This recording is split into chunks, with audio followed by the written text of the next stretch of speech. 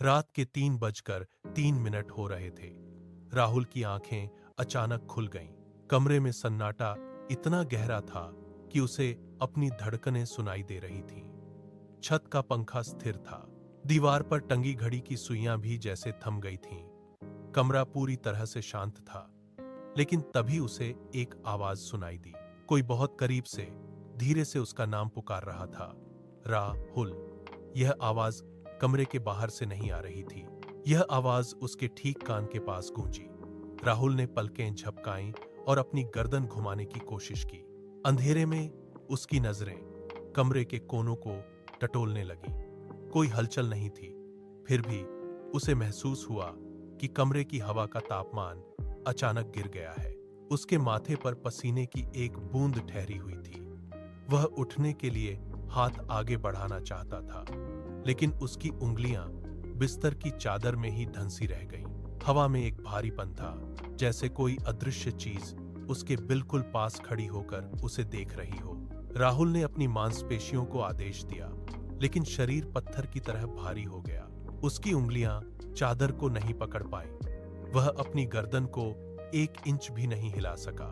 तभी उसके कान के अंदर एक ठंडी फुसफुसाहट फिर से गूंजी। यह आवाज बाहर की नहीं थी, यह सीधे उसके दिमाग के भीतर बज रही थी। मैं देख रही हूं। राहुल ने अपनी आंखें पूरी तरह से खोल दी। अंधेरे में उसे कुछ भी दिखाई नहीं दे रहा था, लेकिन उसे महसूस हुआ कि कोई उसके कान के बिल्कुल करीब सांस ले रहा है। तू सोच रहा है तू अकेला है। यह शब्द उसके कान की नसों में चुभ गए। उसने अपने दांतों को आपस में भींच लिया। उसकी सांसें तेज हो गईं, लेकिन सीना स्थिर रहा।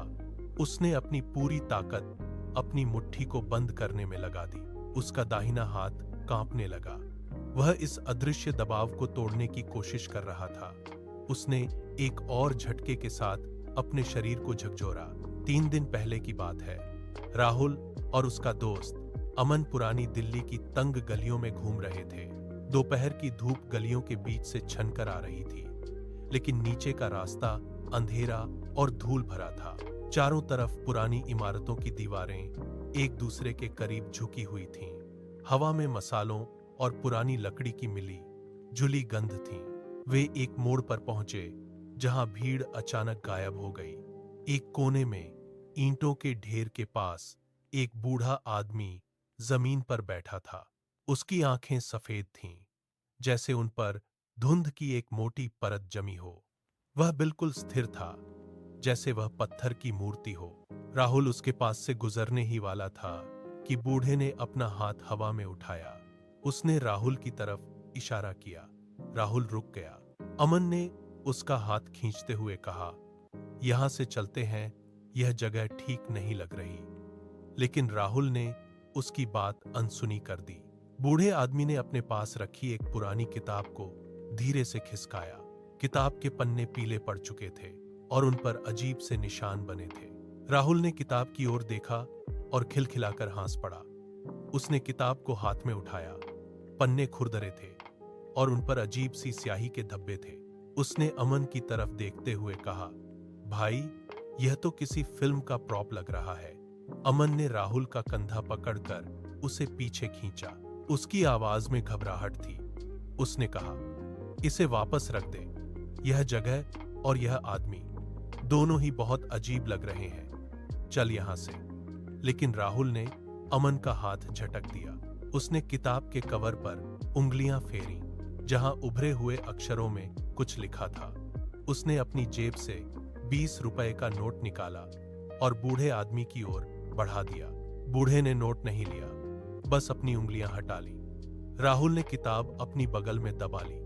उसने मजाक में कहा, 20 रुपए में एक रहस्यमयी कहानी, बुरा सौदा नहीं है। अमन ने उसे फिर से टोका, लेकिन राहुल ने उसे अनसुना कर दिया। उसने गलियों के उस अंधेरे मोड़ को पीछे छोड़ दिया, यह जाने बिना कि उसने अपने साथ क्या ले लिया है। किताब का वजन उसके हाथ में भारी महसूस हो रहा था। उसने एक बार फिर पीछे मुड़कर देखा, लेकिन वह बूढ़ा आदमी वहां से गायब हो चुका था। केवल धूल और ईंटों का ढेर बचा था। राहुल ने किताब को मजबूती से पकड़ा और आगे बढ़ गया। वह नहीं जानता था कि यह 20 रुपए का सौदा उसकी आने वाली रातों की शांति को खत्म कर देगा। रात के सन्नाटे में राहुल ने अपने कमरे की बत्ती बुझा दी। केवल टेबल लैंप की पीली रोशनी किताब पर पड़ रही थी। उसने किताब का पहला पन्ना पलटा। कागज की गंध पुरानी और सीलन भरी थी। पन्नों पर स्याही से बने चित्र हिलते हुए प्रतीत हो रहे थे। राहुल ने उन पंक्तियों को पढ़ना शुरू किया जहां कर्ण पिशाचिनी विद्या के आह्वान के निर्देश लिखे थे। जैसे जैसे वह शब्दों को पढ़ता गया, उसके कमरे की हवा भारी होने लगी।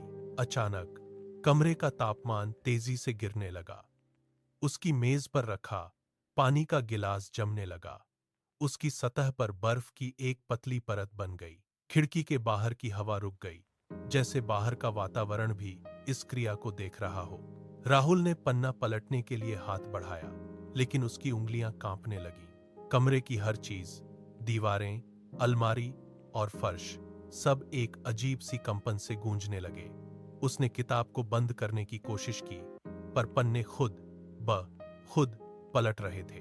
कमरे में मौजूद ऑक्सीजन जैसे कम होने लगी। उसका गला सूख गया। वह अपनी कुर्सी से उठना चाहता था, लेकिन उसके पैर जमीन से चिपक गए। किताब के पन्नों से एक धीमी, फुसफुसाती हुई आवाज निकलने लगी, जो सीधे उसके कानों में गूंज रही थी। राहुल को महसूस हुआ कि वह इस कमरे में अब अकेला नहीं है। राहुल ने अपने सिर को झटके से पीछे की ओर खींचा। उसने सोचा कि आवाज कमरे के किसी कोने से आ रही है, लेकिन कमरा पूरी तरह शांत था। पंखा बंद था। घड़ी की सुइयां भी जैसे थम गई थीं। तभी वह फुसफुसाहट फिर सुनाई दी। इस बार यह हवा में नहीं थी, बल्कि उसके अपने कान के अंदर गूंज रही थी। राहुल ने अपने दोनों हाथों से कानों को जोर से दबा लिया, लेकिन आवाज और स्पष्ट हो गई। राहुल। वह नाम उसके मस्तिष्क की नसों में कंपन पैदा कर रहा था। उसका शरीर पत्थर जैसा सख्त हो गया। वह हिलना चाहता था, अपनी कुर्सी से उठकर भागना चाहता था, लेकिन उसके हाथ पैर उसकी आज्ञा नहीं मान रहे थे। स्लीप पैरालिसिस की जकड़ उसे और नीचे खींच रही थी। फिर वही आवाज दोबारा आई, इस बार और करीब, जैसे उसके दिमाग के किसी अंधेरे कोने से निकल रही हो। मैं देख रही हूं। राहुल की सांसें तेज हो गईं, लेकिन फेफड़ों तक हवा नहीं पहुंच रही थी। वह अपनी आंखों को जोर से बंद करके खोलता, पर सामने का दृश्य वैसा ही स्थिर था। तू सोच रहा है, तू अकेला है। उस आवाज में एक ठंडी हंसी छिपी थी। राहुल का पूरा शरीर कांपने लगा। उसने अपनी उंगलियों को हिलाने की कोशिश की, नाखून हथेली में धंस गए। उसे एहसास हुआ कि यह कोई बाहरी शक्ति नहीं, बल्कि कुछ ऐसा है जो उसके भीतर घर कर चुका है। वह पूरी तरह से असहाय था, और वह आवाज अब उसके हर विचार के साथ घुल मिल रही थी। राहुल की आंखों के कोनों से आंसू बहने लगे। उसने अपनी पूरी ताकत अपनी गर्दन की मांसपेशियों में झोंक दी। एक तीव्र खिंचाव के साथ उसका शरीर जैसे किसी अदृश्य बंधन से मुक्त हुआ। वह झटके से बिस्तर पर सीधा उठ बैठा। उसकी सांसें तेज और अनियमित थीं, जैसे वह अभी किसी गहरी खाई से बाहर निकला हो। बिना एक पल गंवाए उसने अपना दायां हाथ ऊपर उठाया और अपने कान को छुआ। उसका हाथ कांप रहा था। जैसे ही उसकी उंगलियां कान के बाहरी हिस्से से टकराईं, वह पीछे हट गया। उसका कान सामान्य नहीं था, वह बर्फ की तरह ठंडा था, बिल्कुल पत्थर जैसा जमा हुआ। उसने फिर से हाथ लगाया, इस बार कान के अंदरूनी हिस्से को महसूस किया। वहां कोई गर्मी नहीं थी, सिर्फ एक बर्फीली कठोरता थी जो उसकी उंगलियों के पोरों को सुन्न कर रही थी। राहुल की धड़कनें तेज हो गईं। उसे अब कोई संदेह नहीं था। वह फुसफुसाहट, वह दबाव, वह बर्फीली ठंड, यह सब उसके शरीर के भीतर से आ रहा था। पिशाचिनी ने उसके कान के रास्ते उसके भीतर प्रवेश कर लिया था। उसने अपने दूसरे हाथ से अपने गले को छुआ। वहां भी वही असामान्य ठंडक फैल रही थी। वह कमरे के अंधेरे में अपनी परछाई को देखने लगा, लेकिन उसे अपनी परछाई के भीतर एक और धुंधली आकृति दिखाई दी। राहुल ने अपना मुंह खोला, एक चीख बाहर निकालने के लिए, लेकिन गले से सिर्फ एक घिसी पिटी घरघराहट निकली। उसके फेफड़ों ने हवा खींचने से इनकार कर दिया। वह आवाज जो अब उसके कानों में नहीं बल्कि सीधे उसके मस्तिष्क के केंद्र में बज रही थी, फिर से गूंजी, अब तू कभी अकेला नहीं रहेगा।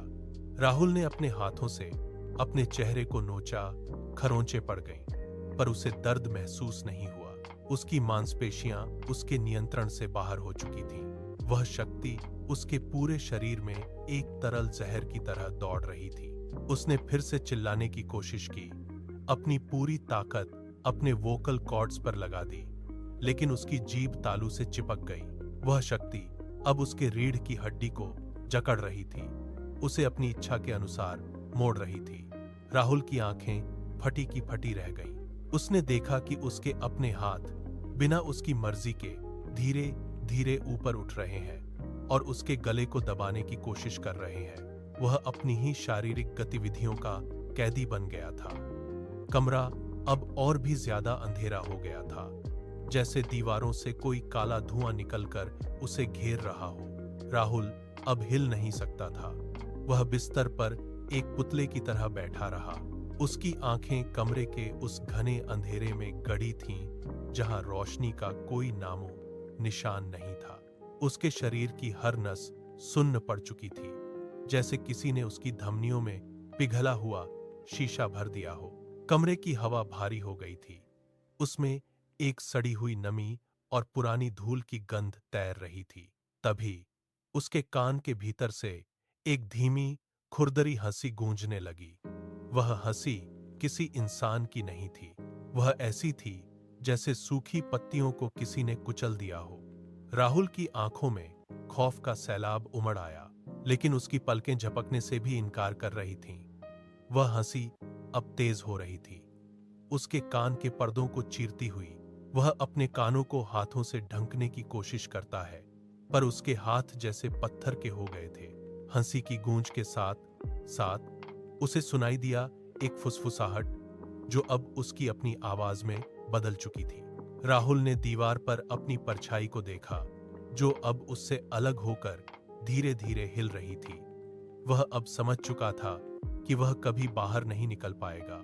वह अंधेरे के उस कोने में बैठा रह गया, जहां हंसी और सन्नाटा मिलकर उसे पागलपन की अंतिम सीमा तक ढकेल रहे थे।